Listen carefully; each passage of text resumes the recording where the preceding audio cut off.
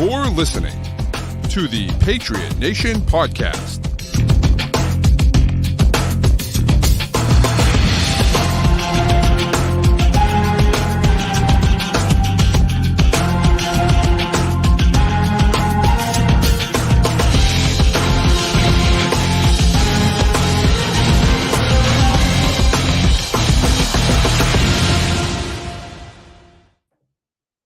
All right, welcome into another edition of the Patriot Nation podcast. Your boy Pat Lane, as always, here with my guy Matt St. Jean.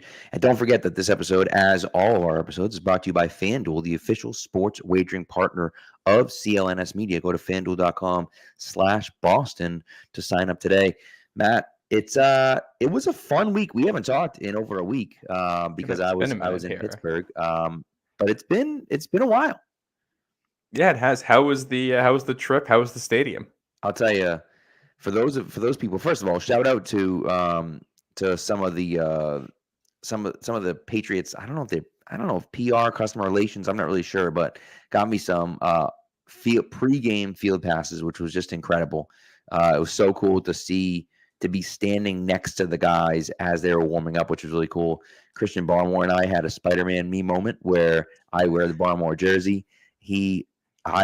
I could tell that I was in his field of vision at one point. So I pointed at him and he pointed back at me and I was like, let's go. So, but it was cool. We had a blast and the people were incredibly nice. We really had a ton of fun. And, we went to like a few staples. We stood outside, right? We stood in the line and we waited for, Christ, I did a terrible job pronouncing, Primanti Brothers. Brothers, and it's worth it. It's worth it just for the the interestingness of the sandwich. You get I didn't do the coleslaw, but you get the not a coleslaw guy. I'm not a coleslaw guy. No, I'm not. Oh man.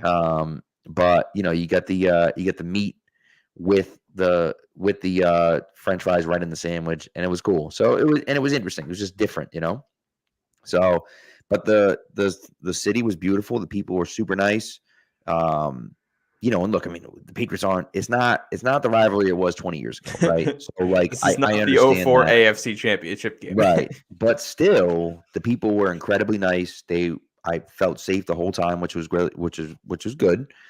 We toured PNC the next day, which is like one of the most beautiful parks I've ever seen. The view from PNC is incredible with the skyline in the background and the bridge. It's unbelievable. If you go to a game there, sit on the third base side. That's where you want to be because that's the side that overlooks the city. You get the full skyline and you do that on like a summer evening and you get to just watch the sunset against the buildings while you're watching the baseball game. It's beautiful view. They got cheap food in there too, which is nice. Yeah. Well, no, and so it was like we went out there and then we got on the field there too, which was kind of cool. We did the press box, did the whole thing, which was great, and we had a blast. And it was just. We were only there really 24 hours, maybe a little bit more than 24 hours, but it was perfect. It was exactly what we wanted, and we had a great time. So, and then my dad and mom went to Army Navy on Saturday. So we were gonna drive, and we flew instead because my dad's always wanted to go to Army Navy, and he was like, "Screw it, I'm going." So he paid a lot for the tickets, but we got advanced tickets because we're season ticket holders, and he was able to buy tickets. And it was great, and he had an absolute blast. They had a ton of fun. So he had a busy weekend, and then we had a family Christmas party on Sunday. So it was a busy weekend for the fam. But it was a ton of fun. I would recommend anyone, going to Pittsburgh. I'd highly recommend going there. The two stadiums are right next to each other, really. So we stayed at the Spring Hill Suites, which is in walking distance, like literally across the street from PNC, and a 5-minute walk or whatever. Maybe less than 10-minute walk to Acroshore, whatever they call it now. Heinzfield. I know. The problem was everyone over there was calling it Acroshore because, of course, like we're going on the tour and the guy said Acroshore like a million times. So just burned in my brain at this point, But it's a cool spot. I'll have to make a trip down there at some point. I'd like to, and we're figuring out where the Pats are going to be going next year too. That's right. So maybe a little trip. Speaking of where the Patriots could be going in the near future, yes. If we want to be real optimistic here, Pat, we got Super Bowl location for 2027. They're going back to LA already. Okay. So it's LA not last year, like the year before, and then Arizona, and then this year's Vegas. They're in New Orleans the year after that, San Francisco the year after that, and then back to LA. So they're just doing the whole West Coast. It's all West and New Orleans. Doesn't surprise me. It doesn't surprise me. You wonder if the Patriots, were pushing for one. They tried to do one in New York. It really didn't work out that well. And I say New York because it's not really New York, but it's be the same thing at Gillette. It should be. As somebody that lives here in the city, we should take over that area. Like that should be New York, if we're being honest. It basically is. I know. Well, Jersey might fight you on that one, but it's Jersey though. Who cares? It's a great point. Tommy DeVito though, has got something to say about that. I found myself rooting for the Giants in a Monday night game. Yeah. What is going on? Yes, sir. Come on, man. Tommy DeVito's the best. It's so funny. Part of my take was talking about this too, and they were like, "It's so funny because," and actually they not took it from someone else, but they were quoting someone else who said it, and I don't know who the original person was, but nevertheless, they were saying, like baseball's been trying to make Mike Trout a star forever, for years, right? And he doesn't get the name recognition, and it's like, and Tommy DeVito's just Italian, and all of a sudden he's like the biggest story. He's like the biggest story in sports right now, and it's just like, what the hell, Oh yeah. But his agent, bro, unbelievable. Yeah. It's fantastic. Oh, it's so good. One of the better, just the funnier stories. Then the best part is DeVito actually played well Monday night. He did. Like he's not a starter, but he'd be QB1 in New England. Hey, look, man, him and what a world that him and Zach Wilson were the two players, offensive players of the week. Like I'm telling you, if you could have bet on that, imagine you had two bets going, and the two bets were, Zach Wilson and Tommy DeVito are going to win the offensive player of the week. You would have won $1 billion if you put $10 on that. I mean, who would have ever predicted that would have happened? Yeah, no, it is wild. Wild times we're in here in the NFL. I don't really know what's going on. So it's going to be interesting playoffs, that's for sure. It feels like it's just going to be totally random too, which is a little bit less fun. Yeah. Like I think aside from the Patriots being as good as like being a Patriots fan and rooting for them in the playoffs were always so fun when New England was in it and the Colts with Peyton Manning and the Broncos with Peyton Manning, because there was that, big bad guy, and that makes the upsets more. Upsets don't feel fun when it feels like it's a random. When it's 5, 10, and 7 teams battling it out, and it's just like, all right, it just feels like every game's going to be close. It's going to come down to the last drive. The games will be fun, but I don't believe that the teams are anything fantastic. And having that high quality, and then when New England or Indy got upset, it was a big deal. Whether it was in the Super Bowl or the AFC Championship, the divisional round, that upset the whole balance. And that's how it's been, too, with Mahomes the last couple of years. But now that they don't have anything going on offense, it kind of sucks a little bit out of it. I mean, obviously the NFC side, you got the Niners. Well, and maybe the Ravens could be that in the AFC. Yeah, well, and we'll see, right? And so Masterful's saying that he thinks that, Philly or the Niners win the Super Bowl. And I tend to agree with him. Those seem to be the two best teams. I am very interested in you mentioned the Ravens. The Ravens now, they have to play Miami and they have to play San Francisco. So those two games are going to decide a ton. Number one for Baltimore, right? And number two for really the landscape of that division of both of those sides, right? If Baltimore beats San Francisco, assuming Philly doesn't blow it, Philly might end up with the 1 seed. Or Dallas, depending on what happens, right? Yeah.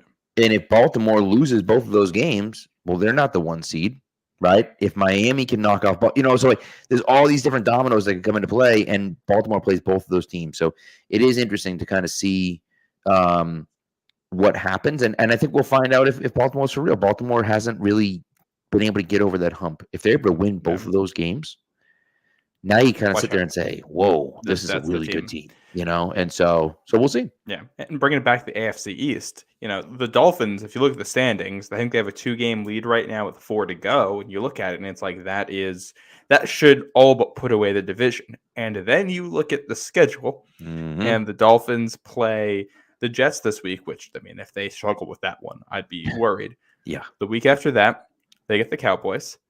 Week after that, they're in Baltimore. The Bills, they also get the Cowboys. That's the same game there. They go to LA to play the Chargers, and they play the Patriots at home. So the Bills should go 2-1, and the Dolphins should go 1-2 in that stretch. Right. Week 18 is Bills at Dolphins, and if that happens, that game is for the division. And I was playing with a playoff machine on ESPN, and there's a scenario here too where that's a win, and you're the 3 seed, lose, and you miss the playoffs game for Buffalo. Right. So that could be really high intensity crazy, there. Right? And that's if that's how that shapes up, that's got to be the Sunday night game in week 100%, 18, right? Yeah, 100%. For sure. That's one of those things, yeah. So it's also, speaking of playoffs, it's also fantasy playoff time. For those of you that play fantasy football, I had one of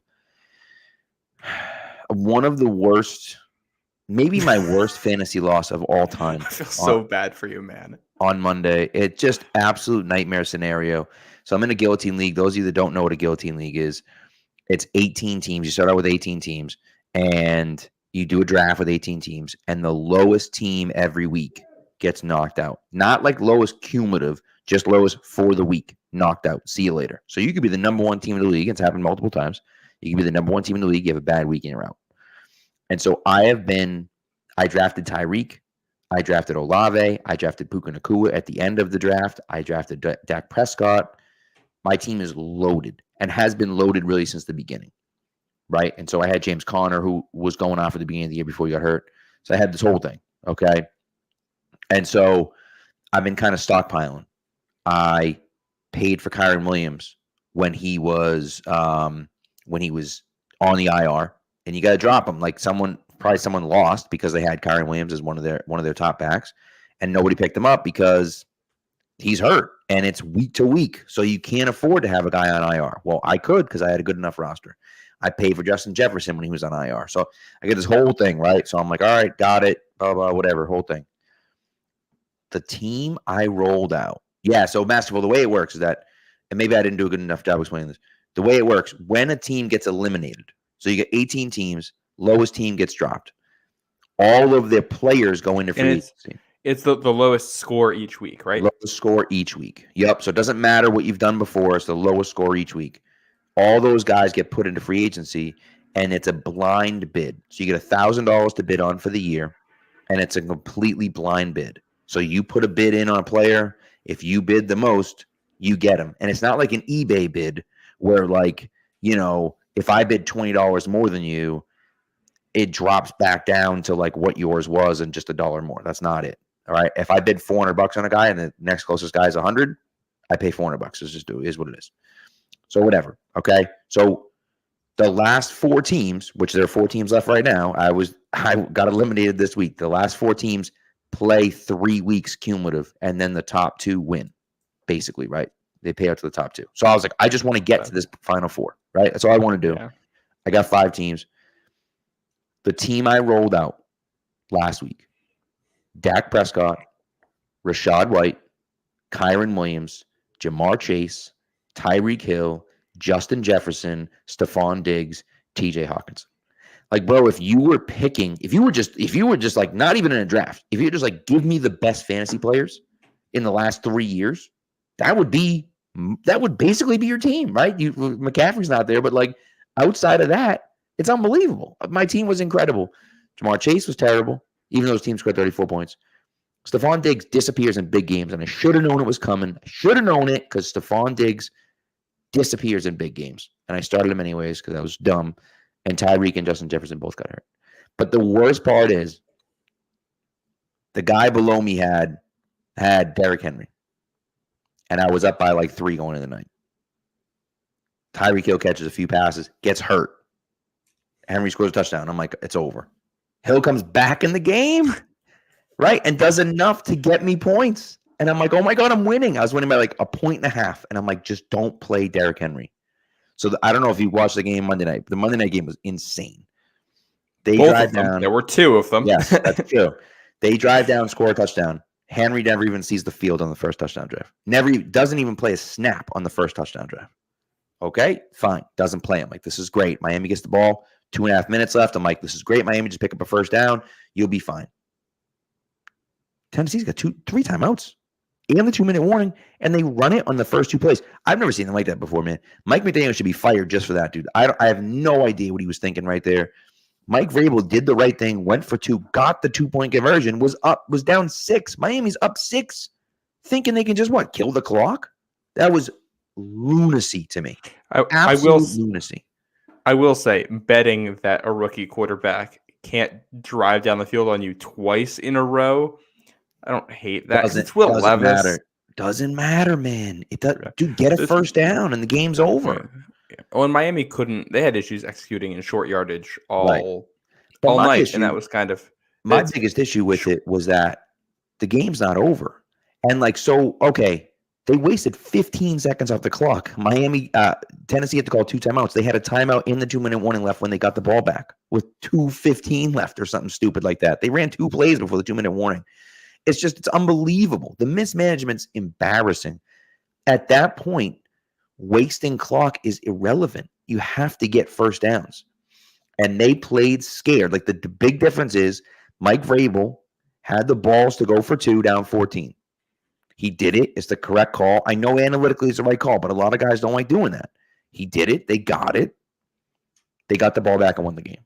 And Miami, instead of being aggressive and trying to get a first down or 2, turtled, didn't throw until 3rd down when everyone in the world knew that they had to pass, and Tua gets sacked. And then the clock stops again because they got called for holding penalty. So anyways, long story short, Henry scored a touchdown on the last play of the game. And I was like, well, there you go. That's it.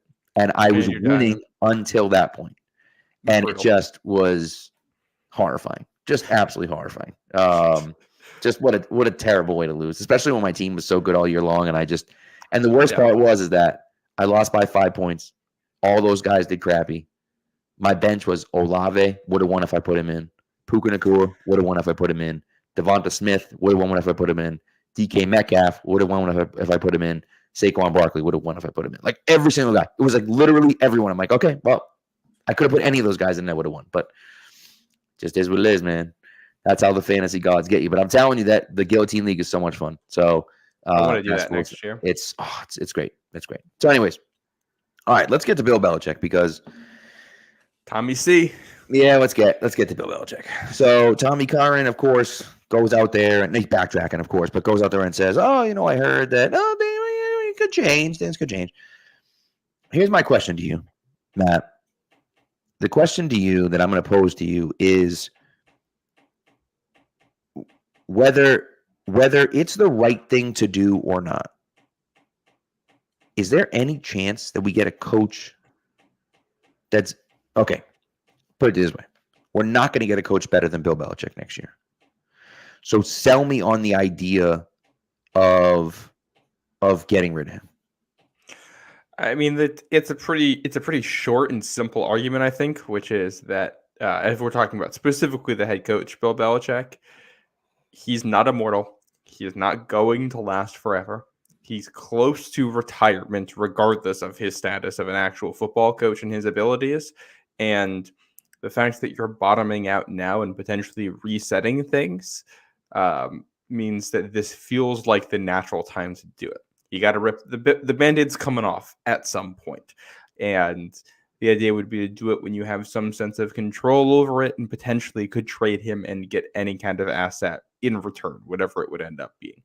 That's the explanation. And then you couple that with the fact that the on-field performance hasn't been what we've liked, and this is strictly from the coaching perspective. You have not seen the player development that you would have hoped for the last couple of seasons. You've seen a lot of sloppiness that you don't want to see. You've seen the team kind of regularly not play well to open games. The 3 games where they've played well to open are the only 3 games they've won all year. That's it seems like a lot of games have been decided in the first 10 minutes, 15 minutes when the Patriots play. I think their first lead change of the year came in that Bills game. Yeah, something like that. Like they just of any kind, because they just, games were decided early and that was it. And they weren't ready when they got off the bus. So that's kind of, and obviously the general downward trend. It's so tough to evaluate for a number of reasons, because it's clear that the locker room still believes in Bill Belichick. It's clear the players still respect him a ton, which is rare for a team with this win-loss record at this point in a season. You never see that. It's also clear that Belichick has not done a good job of managing the roster as a GM, and as a coach has not done a good job of coaching the players up to the level I think we would expect. I do think some of it gets overblown, because I think some of the sloppiness is just not having good players, which is a Belichick, the GM issue. Yeah. And then you add in the age component. If you gave Bill Belichick 1, 2, 3 more shots at finding a new quarterback and rebuilding this team, yeah, he would do it. I don't really have any doubts about that, but you don't. You get one shot maybe, and it might not even be a full shot if he decides he's going to retire at 74, 75. Right. So it's an uncomfortable situation all around, because there's the contract situation where the fact that he is the GM and head coach, like he does everything. Would he even accept staying under conditions that aren't that? It's a lot more complicated than the record's bad. You have to fire the head coach, but also, the report of Tom Curran was that the franchise and Kraft came to the decision that Bill was not going to be the guy moving forward after the Colts game. Yeah. And I think we, to a degree, kind of felt the same way, the way that game went. So I think everybody in New England felt that way, that, man, this we can't keep doing this. This is really bad. There's bad, and then there's this. Yeah. And I can't blame the Crafts if they saw that, especially in prime time at 9:30 in the morning. Right. Yeah. And said, this is embarrassing and we can't keep doing this. I mean, you're not wrong, right? I think it's very difficult. It's a difficult decision. I know, you hear Peppers talk about it after the game on Thursday, and you hear how much they love and respect him still. He's a good coach. Everyone knows he's a good coach. He's the greatest coach of all time, right? I mean, he's got his defensive game plan in the Hall of Fame from when he was a defensive coordinator for the Bills, right? And shut down for the Giants and shut down the Bills in the Super Bowl, right? So can I add a defensive note on this year's team too? One of the things that's been a staple of Bill Belichick teams too is they always force turnovers. And that's like, when you look at statistically over the course of the NFL, that's one of the things that is the most random. Changes the most from year to year. And the Patriots have regularly been at the top anyway. They just force a lot of turnovers regardless of who's out there. This is like the first year that they haven't been good at forcing turnovers in a long time. And they're missing their top pass rusher. They have basically no pass rush right now. And Josh Uche is playing himself out of a nice contract extension right now. They lost their top corner. They lost their projected number 2, number 3 corner because he couldn't stay on the team. And the defense is still playing like a top 12 unit. And they can't force turnovers. I saw somebody had a one of those fancy graphs up on Twitter where they do like it's the series conversion rates. So when somebody gets a new set of downs, what that usually turns into most of the time. And the Patriots were 3rd lowest in turnover percentage, but like 9th or 8th in how often they don't let the other team score. Right. And that's a great, you never see that. So the fact that he's keeping this defense competitive without all of those guys and without forcing turnovers and not getting lucky is like, you get everything back they should, and you get the turnover luck back on your side. And Belichick's coaching the defense, and they're a top 5 unit next year. I believe that very strongly. 100%. And I agree with you on that part of it. It's just the question is, can he work here without being the GM? Right? Can he do that? And by the way, this is the comment. Bill's not great. Brady was. Like, no offense to you, but we appreciate you listening to the show, and thank you for coming through. That's the comment right there that pisses me off, and it's not because that's what you hear, right? Before it was, well, maybe Brady's just system. Well, then Brady goes to Tampa and dominates in Tampa Bay, right? I'm sorry. Like, you can't sit there and tell me that Bill Belichick isn't a top 5 GM of all time. All time, he's a top 5 GM and he's the best coach of all time. What he did, the players that he brought in, and then the players that he was able to coach up to play in his system. I know Tom Brady's great, but Tom Brady doesn't explain why the defenses were so good every year. Tom Brady ain't playing defense, right? And so when you pick up guys like Mike Vrabel, and then you pick up guys like, Rob Ninkovich, and you pick up guys off the scrap heap, right, that all of a sudden become good players for you, right? And you turn them into great players, or you find diamonds in the rough like Stephen Neal, or you find guys like that all the time. They do that all the time, and they've been doing that for 20 years. Now they've ran into a cold streak, and I think that there's no doubt that he has really been lacking on his GM skills. And I would say the last 10 years, but you can really, really look at from 2017 on and just say, my God, like, that's bad. It's bad what's happened from 2017 on. And, it's one of those hard things that you look at it and say, we're not in this situation. But I think what you said, and I think is so perfect, is his age is just, he's too old. If you're starting again with another rookie quarterback, how long is he going to be here for that quarterback's tenure? Yeah, if that's what you're doing, you got to have a succession plan in place behind the scenes so that, like, if you're going to, let's say you keep Bill, he's the head coach, you bring in a new GM and you say, we're going to keep you around, but we're going to start the transition to the next era. And let's say he buys into that, and that's what your goal is from here on out. I could get behind that. But you got to have a transition plan behind the scenes. And I don't mean to interrupt you, but here's the thing. What's the rest of the organization going to do? Bill has been the main guy, had final say on every single thing for 25 years. And there are guys that have been here for 25 years with Belichick, and all they know is him, and he's the guy that has the final say. And not only is he the guy that has the final say, they're trying to look at through the lens of Belichick, right? And what does Bill want? And so to me, I sit there and say, well, if Bill's still here, even if there's a new GM, how likely is it that GM is the guy calling all the shots? I just find that extremely hard to believe. Even if Bill's on board with it, I find it hard to believe. You need buy-in from the whole organization on that, and you need somebody who Bill is going to respect too. Who, I mean, it does seem like Matt Groh has a little bit more power than like Caserio had. It does seem like they've been given that off a little bit. So maybe he is, and a season like this can humble somebody and change their perspective on things. So we're speculating from the outside. There's no way of knowing how they actually feel. But if you could get buy-in, I could be okay with a situation like that. Yeah. And it would just have to come with a transition plan in place behind the scenes, so that when Bill goes, we know what we're doing. And that way you're not interrupting your quarterback development. Like, you have a plan, who the next offensive coach, not offense, but you know who the next head coach is going to be. You already have the next GM in the building. And you kind of go from there. I think that's what you would have to do. And I think you'd also have to look at the offensive coach. There's a lot you'd have to evaluate. But I will say, with all Bill has done for this team, and the fact that despite their record, it's been mostly one-score games this year, been playing everybody close. Their defense is still elite or borderline elite, despite all of the issues it's had. Like, there's enough there that if they kept him, I'm not going to be upset about it. I don't think they will.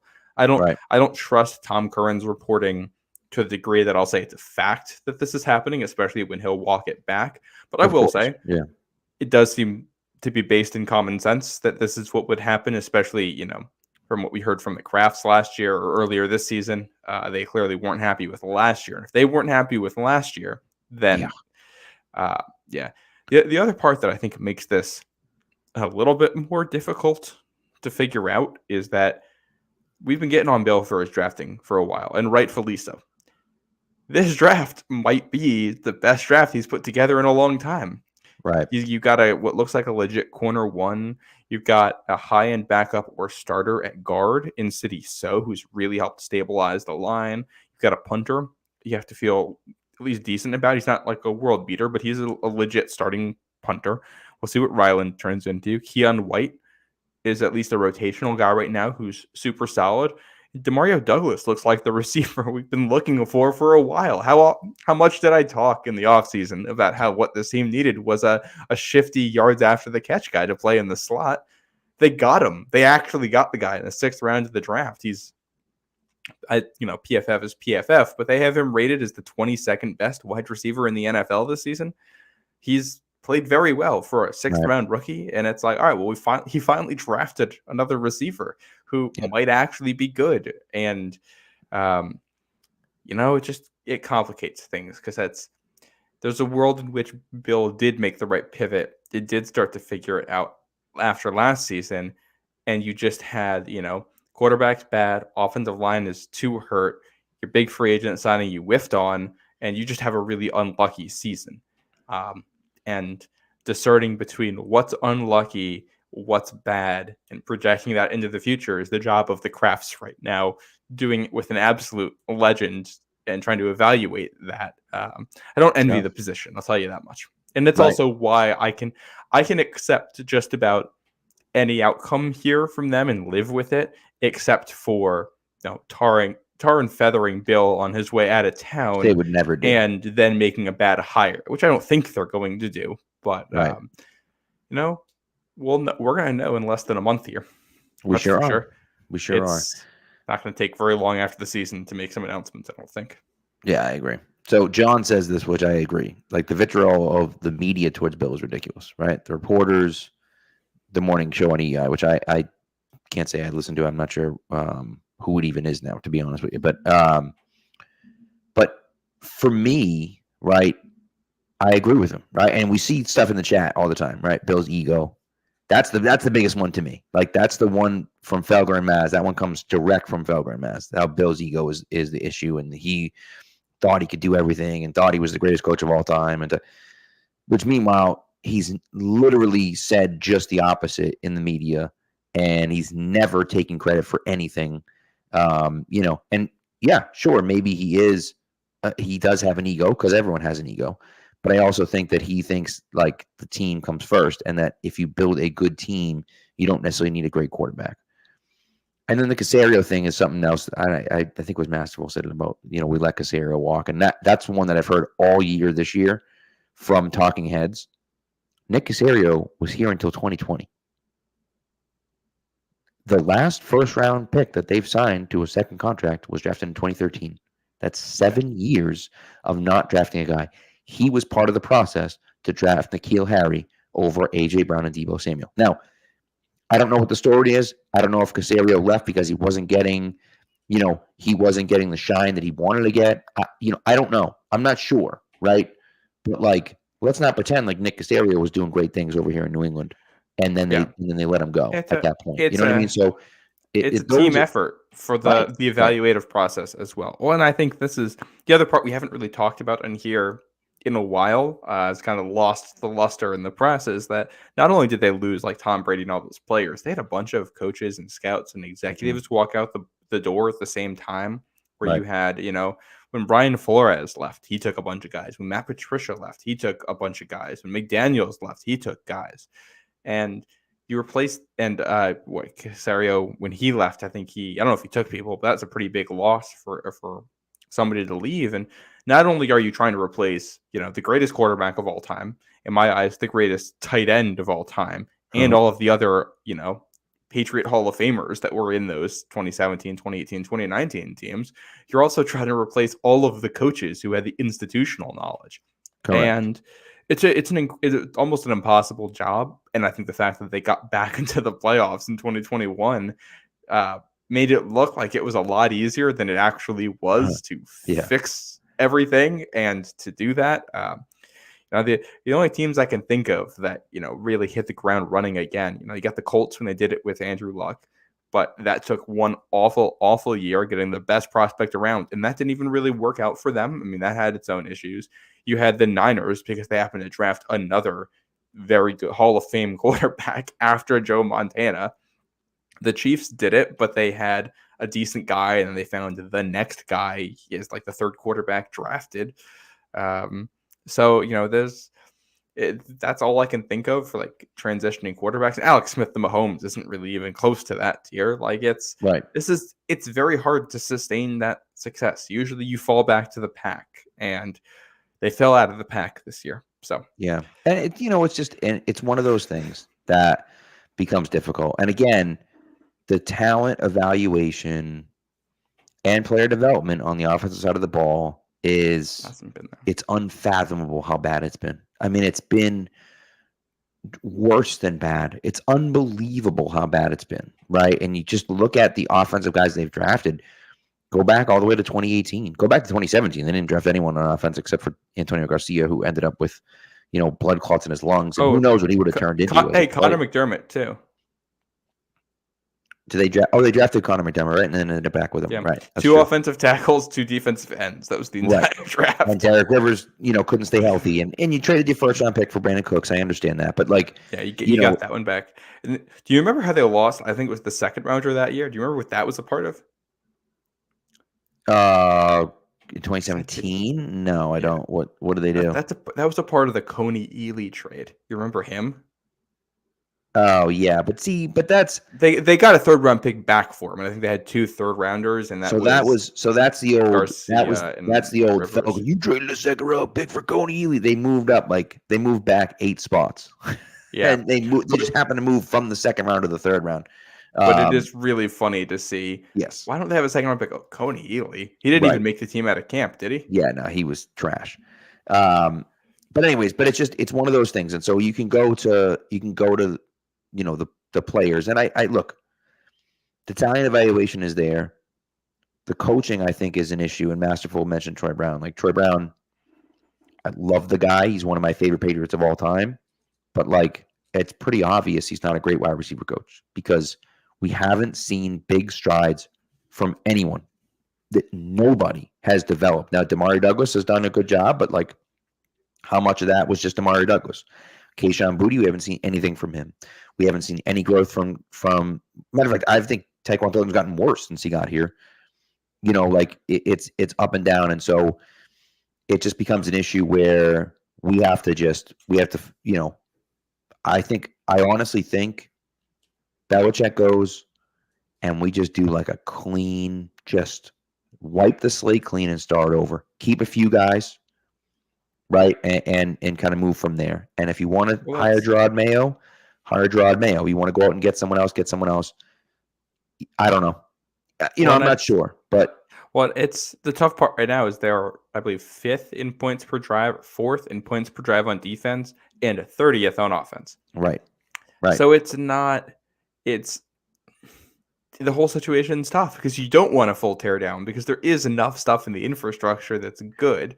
I'm talking about coaching staff though, not players. No, I know, but the defensive coaching staff is there and they're really good, and you don't want to lose them. You want to keep, in theory, I don't know if you want to do this again, but if you could keep everything and reset the entire offensive coaching staff with new people and draft a new quarterback, maybe that alone does. They're in this really weird spot right now where it feels, especially now the offensive line is playing at a competent level, and you got Demario Douglas, who feels like a legit receiver, and you have a defense that's really good. If this team's fully healthy and you bring back, all the players that have been helpful for them, it feels like if you dropped in just 2 players, they could be a playoff team. The problem is those 2 players are quarterback and wide receiver 1, 2 spots where everybody's looking for somebody. Yeah.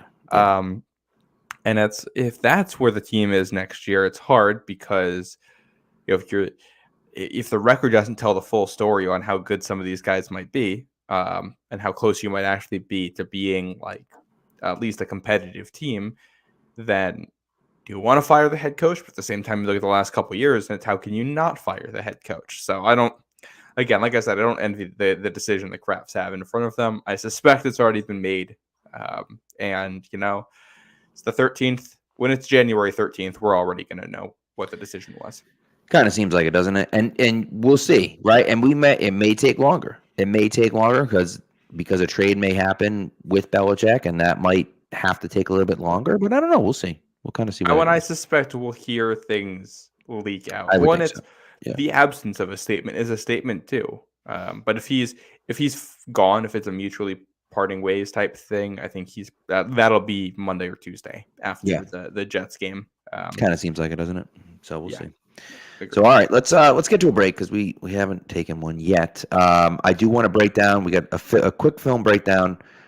We can talk about Malik Cunningham maybe for like 5 minutes. If we have a second, I want to do some free agency talk. If we have time for it, we'll do a little bit of that if we have some time. All right, let's get to a break. Score early this NFL season with FanDuel, America's #1 sportsbook. Right now, new customers get $150 in bonus bets with any winning $5 moneyline bet. That's $150 if your team wins. If you've been thinking about joining FanDuel, there's no better time to get in on the action.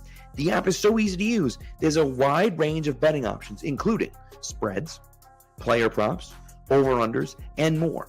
So visit FanDuel.com/Boston and kick off the NFL season. FanDuel, official partner of the NFL. MA 21 plus and present in Mass. Hope is here. First online real money wager only. $5 pre-game moneyline wager required. First online real money wager only. $10 first deposit required. Bonus issued as non-withdrawable bonus bets that expire 7 days after receipt. See terms at sportsbook.fanduel.com. GamblingHelpLineMA.org or call 1-800-327-5050 for 24/7 support. Play it smart from the start. GameSenseMA.com or call 1-800-GAM-1234. All right, so let's get into this play that happened last week. This was the interception that Jabril Peppers had, and they've ran this play a few different times, but the fascinating thing about this is that you have the guy in the slot. I think Miles Bryant was in the slot for this play, I believe. Mm-hmm. And so Miles Bryant's in the slot, and he's going to blitz on this play. So he's at the bottom of your screen in the slot. He's going to blitz. You can see my mouse? Yep. Yes, I can. So there's the mouse right there. He's going to blitz on this play. Typically, when that guy blitzes, your hot route becomes that player, right?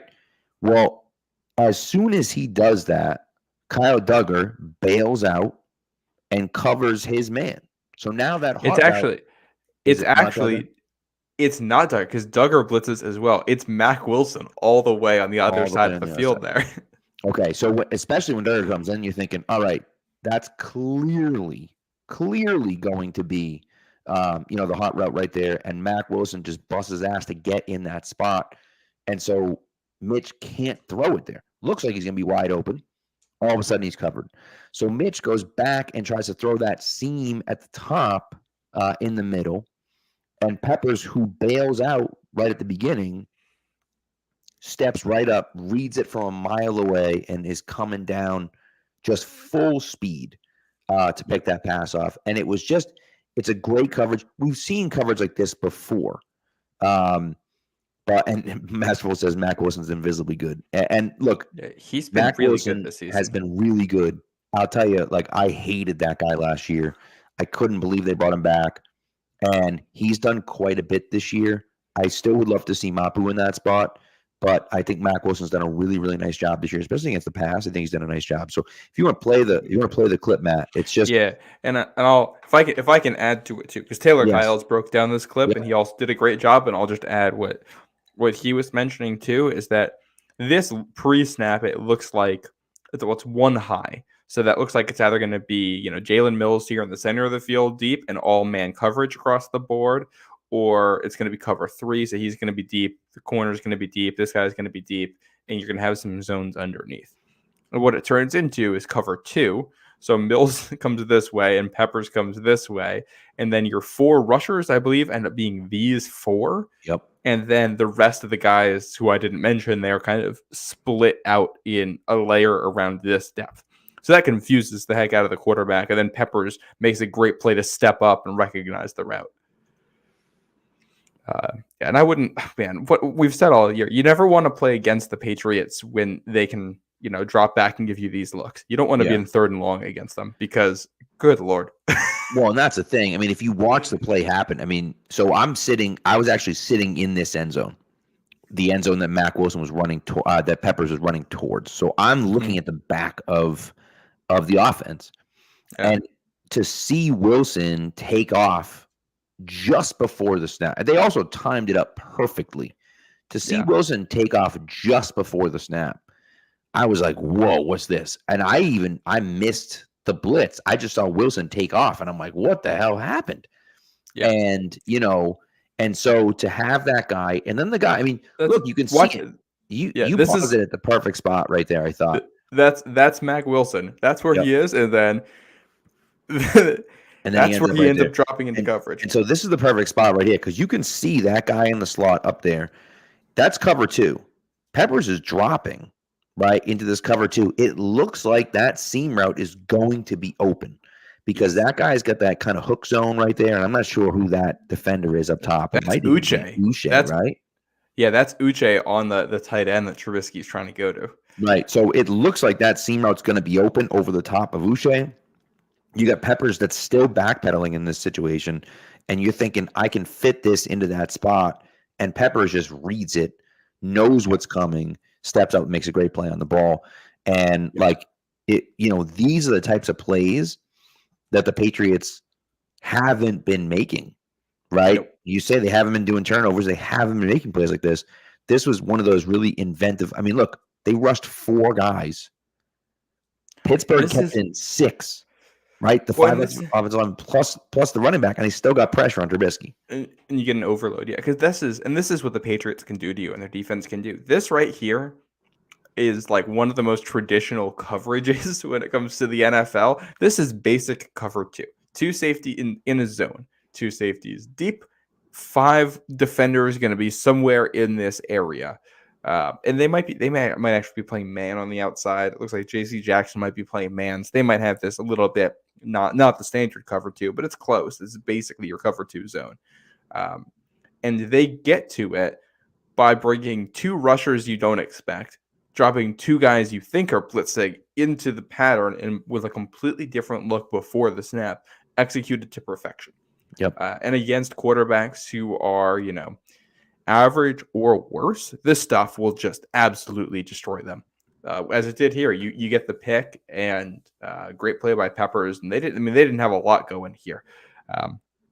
Really good stuff drawn up, and this is like some of the stuff that it's not the same, but like Brian Flores does out in Minnesota right now. Yeah. So we'll watch it through one more time before we're done. By the way, speaking of Brian Flores, I found a great, and I'll let it run through the end zone angle too. There's a great stat I saw about Brian Flores that I absolutely love. That Vikings defense, they are number 1 in the rate at which they rush just 3 people at the passer. It's crazy. And they're also number 1. Look at Mac on this play. My God, all the way across. Crazy. Yep. Anyways, I'm sorry. Can't step into the throw. That's perfect. Right. The Vikings are number 1 in how often they rush just 3 rushers, which is the minimum you do on a standard passing play. That's a low number, and they're also number 1 in how often they rush 8. So they're either bringing everybody or nobody, and you have 0 idea until the play starts. Yeah, I love it. That's so whacked. It's so good. I miss him as a DC, but and look, the best part about Thursday night, you win, but the best part about Thursday night is that you not only do you keep that number 2 draft spot, but every team that played on Sunday that had 4 wins won. Yep. Now Washington didn't play. Okay, so they still have 4 wins. But every team that played on Sunday won. So the Patriots, not only do they have the 2 spot, but they have the 2 spot, like, I shouldn't say easily, because that's not true. Arizona's got a tough schedule. I understand that. But man, the Patriots are looking good for that 2 spot right now. And even if they beat the Jets in week 18, you're still looking at a top 3 pick probably. You feel good about that. I think in some ways here, and I'm going to put this out there first. I'm never going to root for the Patriots to lose while I'm watching the game. Of course. I'm at a point now where if they lose, it doesn't hurt me, and I'm okay with it. But I'm not going to root for them to happen. But the worst part right now is that the Patriots can still somehow finish third in the AFC East, and it isn't crazy, which is if the Jets lose the next 3 and the Patriots beat Denver in there, and then the Patriots beat the Jets in Week 18, they'll be third in the AFC East. If they get to 5 wins and they do it that way, and you're picking 8, 9, 10, wherever that would put you, might even 11 or 12, that is now you're in no man's land. You're bad enough that you still feel like you want to fire the coach, but not good enough to – no. But at this point, can you see the Patriots going into Denver and winning? Denver seems like a good team right now. Here's the thing. Denver's playing better, but I'm still not entirely convinced that it isn't a little bit of smoke and mirrors. Yeah. Well, like in their whole offense is just like runs and screens, and then we're gonna have Russell Wilson throw it over the top of you like once every 10 plays when they're not running or screening. Yeah, and it's like, especially the way Russ is playing these days, that's the kind of quarterback Bill Belichick eats up. Yeah, that defense has gotten better, but they've relied a lot on turnovers. They're better. Like they're not. This isn't the unit that give up 70 points to the Dolphins anymore. I can't believe that's this season. I know it's crazy. Like I feel like that feels like another one of those games. It's going to be one score, and you accidentally stumble into win. Heck, I don't think Bailey Zappi played all that well on Thursday night. He had a couple really nice throws, and that was basically it.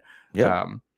But credit where it's due. He played well in the first half, made some really good throws, and got them a big lead. And so when they didn't do anything in the second half, they were able to hold on to the lead and win. If you somehow got a genuinely good Bailey Zappi performance on Sunday, this team could accidentally beat the Chiefs. I don't think it'll happen. I'm not predicting it. This is probably a 2-score loss, but I don't know if I see the Chiefs going over like 20 points in it. I think their offense is really having issues, and Patriots defense is playing as well as it has all season. And the issues the Patriots offense have had, like so when you got quick guys outside the numbers who give J.C. Jackson issues. Yeah. Like, who is doing that on this Chiefs team? Right. Nobody. No. And you can stop the run. I like Rashee Rice, but come on. Yeah, and it's okay. So it's like, all right, this is one of those where the Chiefs might score just 16 points, and that should be enough to beat New England, and it might be enough to beat New England by double digits the way the offense has been. Yeah. But you get a defensive score or a special team score or something, and the offense lucks into one drive, and all of a sudden, and that's like, man, I agree. It's a weird spot to be in. Not a lot would surprise me on Sunday except the Patriots like blowout win. Yeah, I can't imagine that would happen. I mean, I suppose anything's possible, but I just can't imagine that happening, especially, the Chiefs lose to the Bills. So now, you're talking about they have a hill to climb, right? And of course, Miami loses for them, which is good. Gives them kind of that track back to that 1 seed, but you still have Baltimore in your way, right? Baltimore, again, has to play San Fran and Miami, so they have a tough road, but it becomes that situation where it's like, if you're the Chiefs, you have to win. You have to win. And the crying, it's so funny. Your dad's talking about the refs won't let the Pats beat Kansas City. And the complaining about the Kadarius Toney thing is hilarious. I just think, I get it. But like, it's so foolish. It's just such a dumb thing to be upset about. He was clearly offsides. It wasn't even close. And, if it was close, they would have let it go. And it's like, well, how come they let the other plays go? Because they were close. And then they probably said, hey, listen, you were too close, like whatever, Well, and it's also, do you do everything perfectly at your job? Like, right. That's the thing. Like, the refs are imperfect, and they're probably not paying the closest attention to that because they're NFL players and they've played football for years and they know how to line up properly. So they're going to pay attention and they're going to call it, but like, it's not the closest thing, but you give them no choice. Mahomes was very whiny and everything after the game. I'll give them credit though for walking all that back. I think there was a lot of frustration about the outcome and with the offense, and 13 weeks of pent up. This is what this offense looks like after the investment they put in and trying to get all these receivers. So I think it came out directed at the refs when Mahomes was really just mad that he doesn't have a single receiver he can trust. Yeah, which I get, but I'm surprised. I'm so surprised they didn't make a move. What I'm really more surprised about is they didn't give DeAndre Hopkins, just throw a bag at DeAndre Hopkins. But they have no money. That's their issue. Restructured things, man. You could have figured it out. Well, I think their issue too is they were in ongoing negotiations with Chris Jones. and that I guess that's true. It makes things sense. Yeah.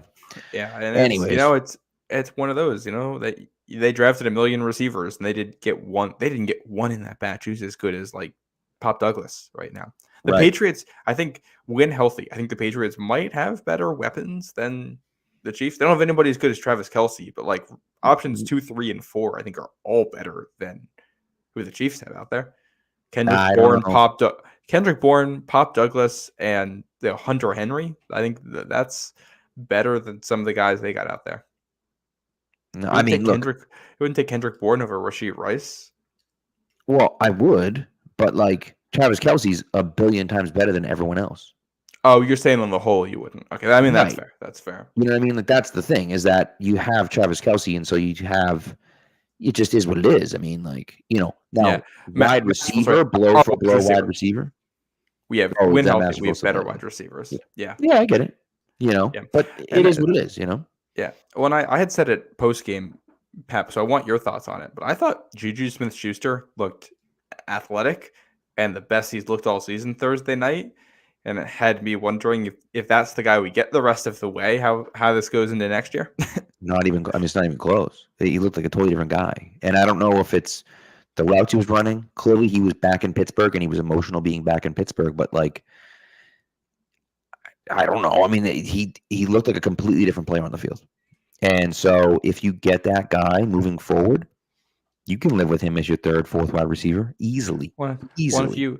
If you went into next year with your wide receivers 2, 3, and 4 being Pop Douglas, Kendrick Bourne, Juju Smith-Schuster, and you can find a way to add a legit wide receiver 1 to that group, all of a sudden, these guys go from being stink, stank, stunk to a nice complimentary bunch to whoever your wide receiver 1 is. Just changing that framing can help. Oh, right. A ton.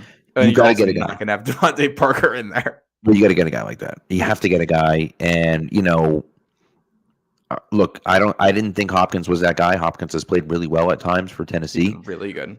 But I don't know if he can carry an offense consistently. I just don't know if he can. Yeah. Maybe he can. Maybe I'm wrong about that.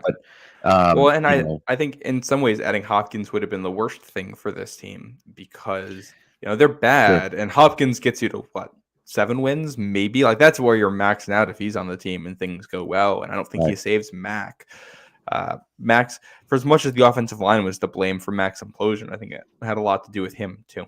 Yeah, let's not lose sight of the fact that Devontae Parker was inactive for the game on Thursday when they had their best offensive performance of the game. Yeah, which I saw somebody say it was with a knee injury, and it's like he's been listed with that knee injury every week of the season. And he just made comments to the press. This feels like him being benched, but nobody was talking about it. Yeah. So and he talks a lot louder than his play on the field. I'll tell you that much. He's been doing that all year. Yep. So few people mentioning I if you want to talk about free agents, I think we could do it just briefly. You want to talk about that? I'm thinking like 5-10 minutes at the most, because then we got to get into our final segment too.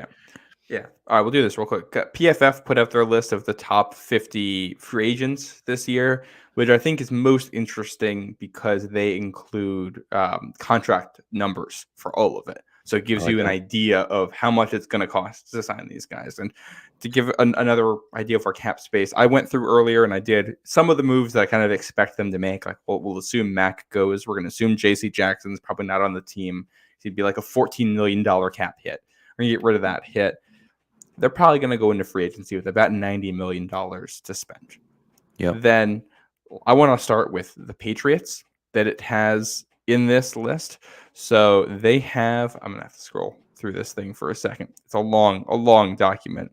There's, I believe, 4 Patriots listed here in the top 50 free agents, which feels kind of crazy with how they've played.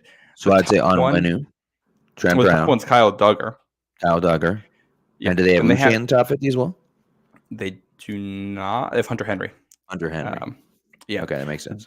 They have Duggar getting the franchise tag, which I think would be about $17 million for him, something along those lines. So that brings you down to, what is that, $73 million if you're starting at 90, something like that. And then I'll also note this, because Pat and I talked about it off air. If they were to tag Mike Onwenu, what that would look like? It is just one tag for the entire offensive line, That's interesting. regardless of positions. That wouldn't matter. And that tag, at least last year, that tag I think was like $17-18 million. I think it was 18. So about the same amount of money there. So that's where Duggar would go. Next guy up is Trent Brown. They have his value at 2 years, $15 million, around $7.5 million a year, which would be a pay raise. And I would pay that in a second.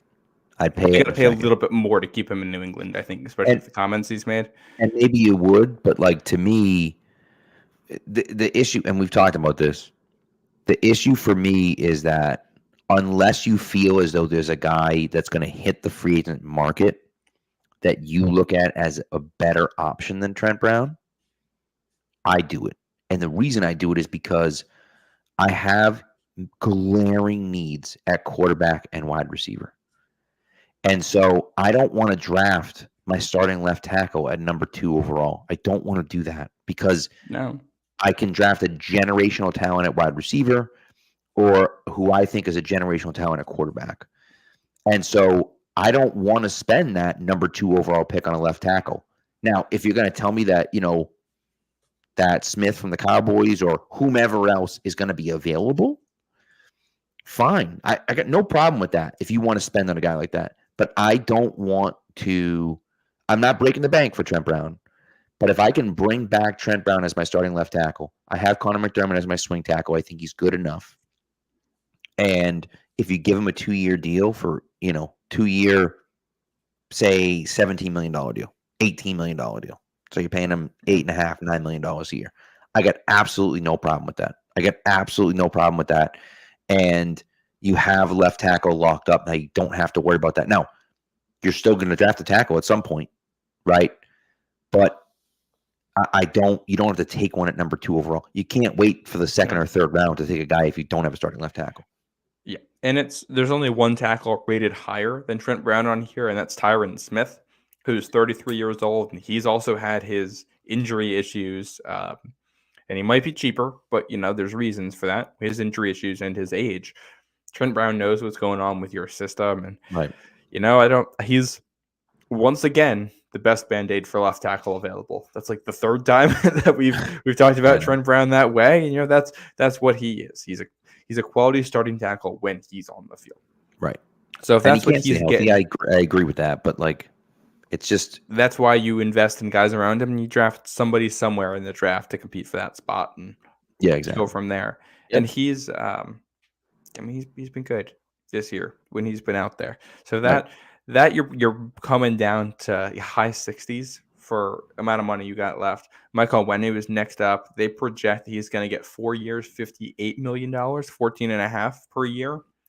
So now you're down into the 50s, and you can finagle this so you have more available. Like I was going through it, and you can backload the deals, and you could still be at 65 million available here.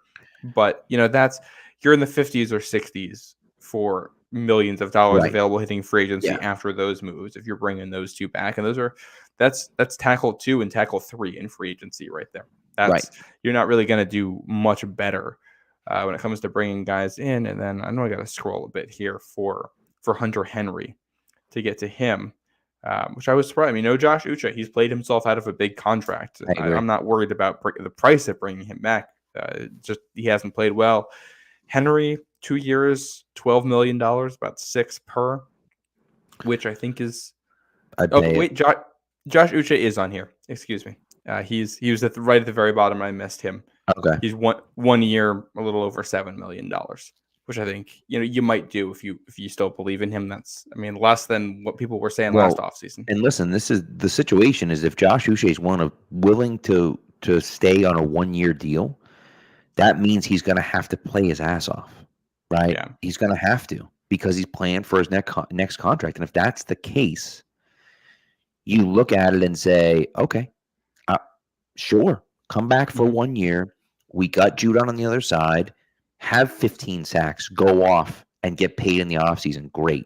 We don't care. I'm okay with that. I hope he gets paid somewhere else. I'm not paying him, but I hope he gets paid somewhere else. But while he's on a 1-year contract deal, he's going to have to play his ass off. And you benefit from that because of the situation he's in. Yeah. Yep. And then, if let's say they bring back Anthony Jennings, that's going to be a couple $1 million. Miles Duggar was the Bryant. one you didn't mention. Duggar? Oh, but He you was mentioned you were saying franchise tag. franchise. Got it. Yeah. Which franchise tag is like 17, 18 mil. If you sign him, I think he'd be probably less than that, probably 13, 14, something around there. And so you'll see where they go with him. And then if you sign, Anthony Jennings would be a couple $1 million. Miles Bryant would be a couple million to keep him, which I think you kind of have to bring him back. Both those guys should be back. Yeah. Mac Wilson is a guy who's a free agent. He's maybe Pharaoh Brown and Mike Gesicki. I think probably Pharaoh Brown is the guy you bring back there for $1 million. Yeah. And all these start to add up. You're probably hitting free agency with $30 or $40 million, something in that range. Right. So now that we got that number, we can go through some of the other guys that it has at the top of the list who could be available. Now, the number one free agent it has is Chris Jones for about $30 million a year. If you can't find another way to spend your money, I don't hate that idea. You want to juice up the pass rush. Give me a line with Chris Jones, Christian Barmore, and Matt Judon. Oh my Lord! they would have devoted so many assets to the defensive line. It would be outrageous because they're gonna have to extend. The thing about Judon is they're gonna have to extend Judon because they pulled the Stephon Gilmore Judon and gave him money from this year. So they're gonna have to do that. But I don't know. Interesting. That's an interesting question. I think Chris Jones is an absolute monster, but I just don't know how you can pay. You're gonna have to sign Barmore to an extension. You're gonna have to sign Judon to an extension. I don't know if you can justify paying Chris Jones, but it would be a lot of fun to have those two guys on the line. Yeah. Their number 2 free agent here is Kirk Cousins, who is in an interesting spot. Their free agent comparison here is Phillip Rivers in 2020. They think he's probably going to get, they say 2 years, $60 million, so 30 per. Like if the Patriots played themselves out of being able to pick a quarterback at the top of the draft, I don't hate the idea of a Kirk Cousins signing. The issue with the Kirk Cousins signing is it's enough money. You're probably not able to fix the wide receiver thing. You got to do that through the draft. Right. So that's something to consider. And you got like a Josh Allen from the Jaguars franchise tag. T. Higgins, they project a franchise tag for him. That's what it looks like. Brian Burns from the Panthers franchise tag. Justin Madubuike from the Ravens has had a really, really good season. I think would be a scheme fit. He's like $23 million per is what they're saying. And if you're cutting Lawrence Guy and you're in, let's say, Devon Godchaux, and you want to get a little bit younger on the interior or try to boost that, you free up a little cap space that way. Madubuike, I think, is a guy who I really like. Somebody they could bring in. Christian Wilkins from Miami would be a similar guy. They project a franchise tag. I'm going to skip by the corners because I don't think they're signing a high-priced corner. Michael Pittman, a wide receiver who, over 1,000 yards and who people really like. They have him getting the franchise tag. Mike Evans becomes your top receiver available, and he is on the wrong side of 30, and you're looking at $23 million a year for him. So the same we're talking about for Madubuike for a defensive line. That's probably what you're gonna have to pay for Evans. It's for a 3-year deal, which is a lot to swallow for a guy who's on the wrong side of 30 and who's had injury issues, especially if we're talking about going into the free agency with $30 or $40 million. You're eating up more than half of your cap space that you can spend on just him. That's a big investment. Let's see who else. Marquise Brown, Hollywood Brown, another guy who could be one of the top receivers. They think Arizona is going to franchise tag him. And that's where it's like, all right, well, that's now your only option. If you're T. Higgins, Michael Pittman, Hollywood Brown, if they're all off the market, then that puts you in a little bit of a tough spot for upgrading wide receiver in the offseason. And I think, you get some safeties in here. There's some guards who, if they think Strange is done and they want to invest in a guard, I think you can do it. Calvin Ridley is another guy who's supposed to hit the market. There's no way Jacksonville lets him do it. They project a franchise tag. There's no shot for him. And that's 4 of the top 5 wide receivers by projection off the market before you even hit free agency. And then you scroll more and it's all corners and running backs and linebackers. And Dalton Schultz, the tight end from the Texans, is projected to hit free agency. And if you want to do that instead of Hunter Henry, I'm game, but that's right. You're moving from. You're not doing anything. You're not changing B- to a B. Like that's you're not. It doesn't move the needle. It's a slight upgrade of a complementary piece. So when it comes to actually upgrading this team in free agency, it might be bring back everybody and sign Mike Evans or sign Kirk Cousins and use your first round pick on the other of those two positions if you're trying to be good next year. Yeah, it's going to be interesting to see what happens and kind of see where it goes. By the way, someone did ask about Trent Brown, about Matthew Judon. I'm sorry, Judon is only signed through next year. He has a dead cap hit or a cap hit of $2.3 million in 2025, even though he is not going to be with the team. And his cash, the cash he's getting next year is only $7.5 million. So, because again, they borrowed from that cash next year to give him more this year. So he's not going to play for, I guess theoretically he could play for $7.5 million. I can't imagine he's going to. And so you kind of go from there and, kind of see what happens. But look, ultimately, you're right. Like, wide receiver, you're going to have to hit on a wide receiver in the draft this year, or you're going to have to trade, right, for someone. Now, at 2, does that mean you take Marvin Harrison Jr. at 2? Maybe. But it really just depends on what you think at quarterback. And someone said it, and it's way too far back in the chat, but someone said a top 5 quarterback is worth more than a top 5 wide receiver. And that is undeniably true. You need to have the quarterback to get the wide receiver. A top 16 quarterback, a top 20 quarterback is worth more than a top 5 wide receiver. 100%. Right. And so that's the thing for me, is that you have to have that guy. And if you think you have a shot at that guy, you have to draft him. Now, maybe you don't draft the right guy, and maybe you miss on him, and that's scary. It's a scary proposition to think, but you have to take the chance. So, to me, if there's a guy that you want, you take him at 2.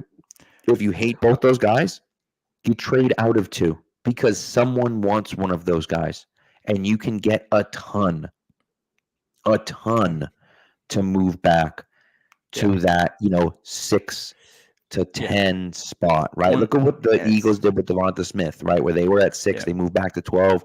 They end up moving back up to 10 and drafted Devonta Smith. Yeah. And so I think you can do those. And I love Marvin Harrison Jr. Malik Neighbors is also a crazy good prospect. And if you're not taking a quarterback, I think trading back and trying to get Neighbors or Odunze is a better option here, even though it would stink to pass on Marvin Harrison Jr. Right.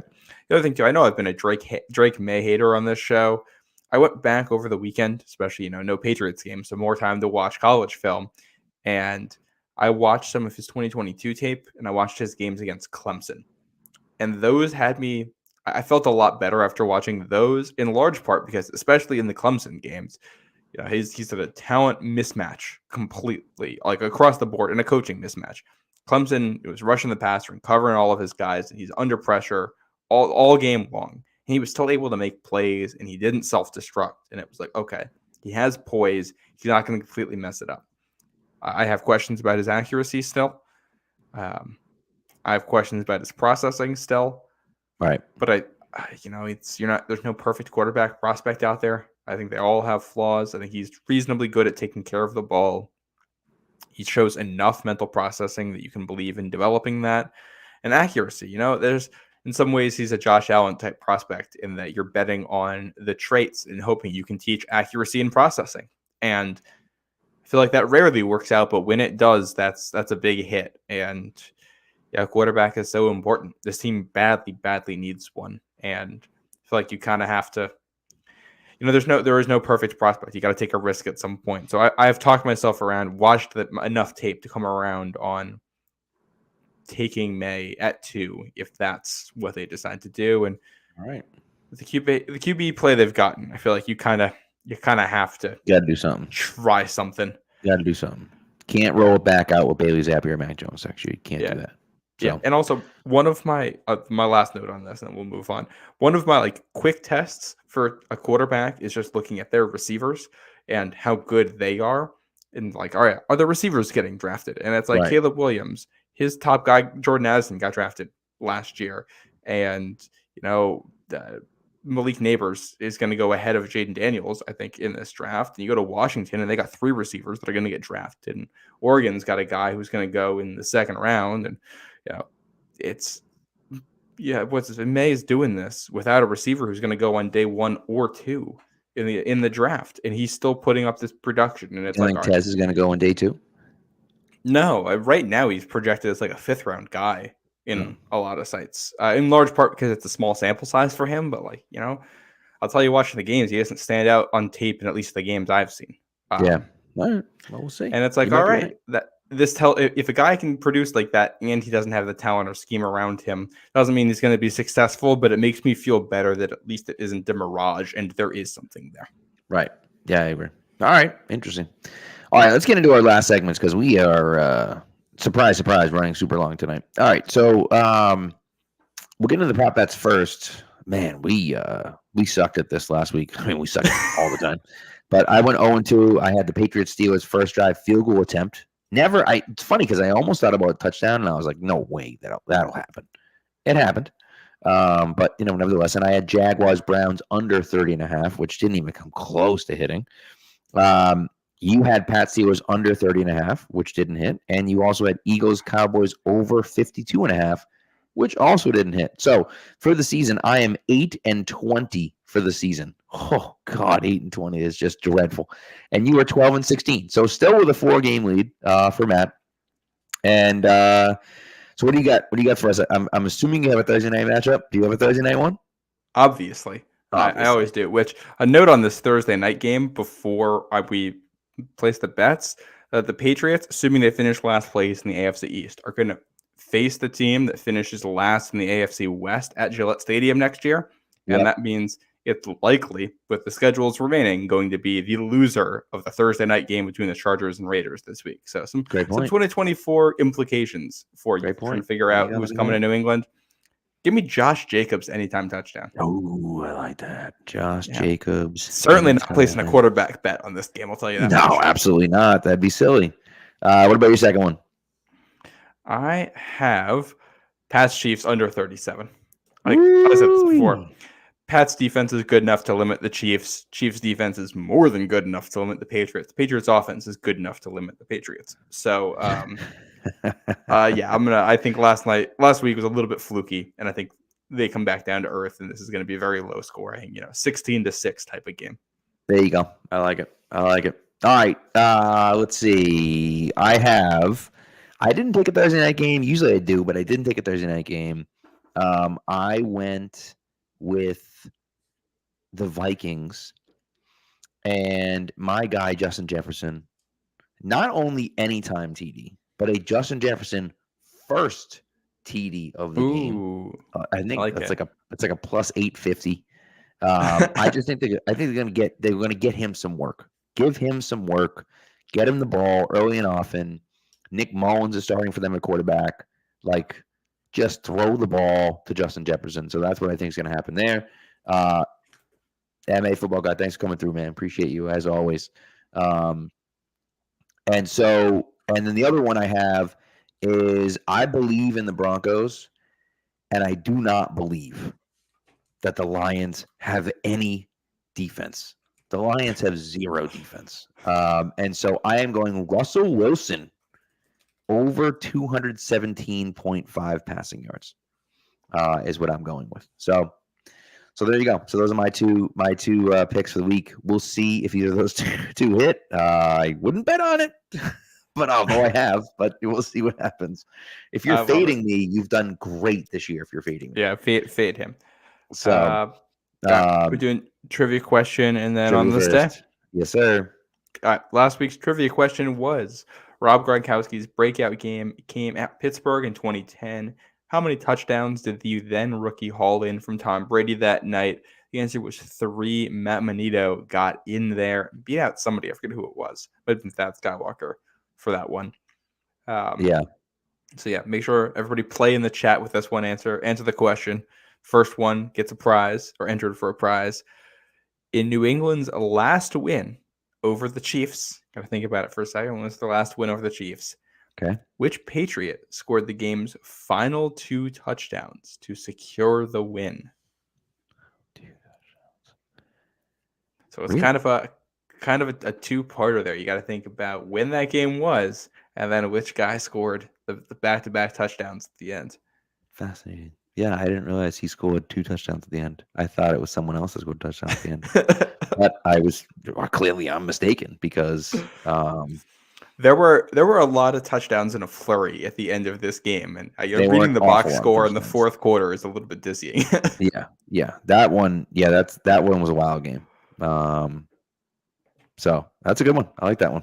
Yeah, looks like we already have a few hints in the chat. We'll announce the correct answer in the who won in the chat on our episode next Wednesday. So come by for that. Yep, exactly. So, all right, let's go to our final segment of the night. By the way, a Jets fan in the chat being pretty respectful. Appreciate you coming through. I love it. I will say this. Moving to New York City, I kind of like the Jets and Giants fans here. They're fun, especially when the teams are all bad like this. There's we can all get along and commiserate on that. Yeah, so see, there you go. If the Patriots are winning every game, then of course they're not going to be fun and able to mess around. But if the Patriots suck just like they suck, then what the heck, Yeah. As Old Man Mom said, Jets fans not bad. It's those Bills fans and Dolphins fans. Oh yeah, screw those guys. Both of those. All right, here we go. And now for something we think you'll really like. This week in sports history. All right, would you like to go first, sir, or do you want me to go first? I can take it. I think I got a fun one here today. Let's hear it. All right. On this day in 1983 was the highest scoring game in NBA history. The Pistons beat the Nuggets 186-184 in triple overtime. So your high scorers in this one, Kiki Vandeweghe had 51 points. Alex English had 47. Isaiah Thomas had 47. And John Long had 41. Love it. Not a lot of names that I know as a youngster, but I'm sure some of the older guys in the chat will remember. Kiki Vandeweghe he's like a broadcaster now. Kiki. Yeah, I was reading his Wikipedia page before this. Being like, who's this guy who put up 51? He scored a lot. They had another game that season where they scored a ton, and he also was. I think they may have also set the record for highest scoring regular season game that year, and he also had a ton in that one. So. Interesting. There you go. How about that? All right, I got 2. One of them involves a Boston team. Well, used to be a former Boston team. On this day, 1936. Okay, 1936, the National Football League Championship at the Polo Grounds in New York City. The Green Bay Packers beat the Boston Redskins 21-6, getting the Packers' 4th title, and the Redskins would move to Washington, D.C. the next season for the 1937 season. So, how about that? I don't know how many people knew that, but the Redskins did start in Boston. I did know that one. And then I figured you did. I don't know. I didn't know if everyone else did, but and then on this day as well, on December 13th, 2007, the Mitchell Report was released, releasing 89 names of Major League Baseball players that presumably used steroids and HGH. Wow. How about that? 2007. It's crazy, man. Yeah. Oh, we got a good one from Dark Blue Gold here. I don't know if the whole thing is going to show on screen. Okay, it does. Got it. Yeah. On December 13th, 2010, the Vikings played the Giants at a hastily repainted Ford Field due to the Metrodome roof collapsing the previous morning. Brett Favre's 19 season, 297 start streak came to an end as the 41-year-old couldn't overcome a shoulder sprain sustained versus the Bills the week before. I saw the video today on Twitter of that the roof imploding there, and that was like I forgot about that. That was like a core video for me, like as a kid. Like that's one of those they would just play on a loop on Sports Center, and you just like every time I turned on ESPN that day, at some point, if the TV was on for 5 minutes, that video was going to get played. Yeah, that's a wild video. Wild video. So. And then and then they had to rebuild, and the Patriots played that game at Minnesota, the Gopher Stadium. I forget the name of it. TCF. I forget the name of it too, but you're right. Yeah, because it wasn't Target Field, because that's where the Twins play. but it was like somewhere, the University of Minnesota's football stadium they played. And that stadium is home to that cold 10-9 Seahawks win in the playoffs, where the Vikings missed like a 20-something yard field goal as time expired. Yeah, crazy. And that is somehow probably not in the top 2 like most painful field goal misses for Vikings fans. Jesus Christ, they've had some. The Blair Walsh miss is one of the worst misses ever. Makes me very grateful that we had Adam Vinatieri and Stephen Gostkowski all those years. Got that right. Between the two of them, they only had one costly playoff miss, and that was Gostkowski against the Broncos in 2015. That was it in a 20-something year period where you're winning playoff games every year. That's the thing. And you know what the thing is that they've obviously missed some, of course, but like, you know, they always wound up redeeming themselves, right? Adam in the Panthers Super Bowl, I think, missed 2 field goals, but then hit the game winner. One blocked, one missed. Yeah. Right. So it's, you know, it's even if they struggled, they still redeem themselves by the end. So I think Vinatieri, did he miss a kick when they played in Houston earlier that year too? I think he did. Yeah. That 0-3 game the Patriots played in Houston is still one of the weirdest games to look at the box score for, because the Patriots outgained Houston by like a crazy amount. And like the game really shouldn't have been close, but then they were down and had to do a game, like they had to score a touchdown at the end of regulation just to force overtime, which came down to a 4th and goal with Brady rolling out and throwing to a diving Daniel Graham to make a contested catch in the end zone to get to overtime. There's a Mike Vrabel pick in overtime to set up the game-winning field goal there to win it. Like it's ridiculous. Just against a bad Texans team. That's year 2 of the Texans. Yeah, that was really bad. That was a bad team. But that game had no business being close, and yet it was. No, those were the fun games, though. Those games like that, those were, to me, that was like almost more fun because you knew the Patriots were going to just kill everyone. And so it was like when they had those close competitive games, I mean, even the Browns game where they won like 9-6, 9-3, and it was like the Browns never had a chance in that game. But like, well, that 0-3 team had a whole bunch of close games too. Yeah, because you had you got the finish in Miami in overtime. You win that one like 19-13. You get the Browns game. They had 2 12-0 games that year. Texans in overtime. Colts with the goal line stop. And I'm sure I'm missing. I think their win in New York that year too. It was like 21-16 or something like that. Bizarre. It was close. It came down to the wire. So. They had a lot of those games in 0-3, like where things really could have gone the other direction and it just worked out. My favorite thing about 0-3 is that they lost the opening game 31-0 to the Bills and then beat the Bills 31-0 in the last game. And I remember they pulled all the starters on defense, and the starters are on the sideline flipping out, like freaking out, cheering so hard. And Larry Izzo had an interception in the end zone to seal it, to make it to fit, to keep the shutout and beat 31-0. It was so awesome. Yeah, that was a great game. I was going through my old Patriots DVDs yesterday, and everybody knows they have the DVD that's like the highlights for the season. Yeah. But on the bonus one of like 3 games to glory from 0-3, they have what's like now like Patriots sights and sounds. When you go on their YouTube channel, like the 4 or 5 minute videos that with the recaps and all that stuff.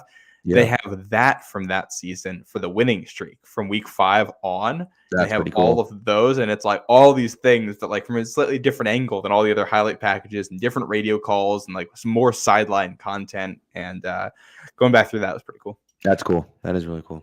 Yeah. So all right, let's get the heck out of here, guys. Thanks for everyone. We appreciate you guys.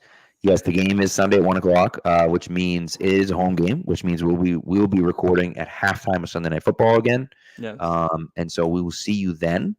Come back for an instant reaction of probably a Patriots loss. But you never know. So you never know. But thank you for coming through, old man, mom. I heard I saw it's your 30th birthday tomorrow, so good. Happy birthday. Congratulations. Enjoy the 30s. The 30s are better than the 20s, in my opinion, at least. Yeah. I'm almost out of my 30s, but 30s are better than the 20s.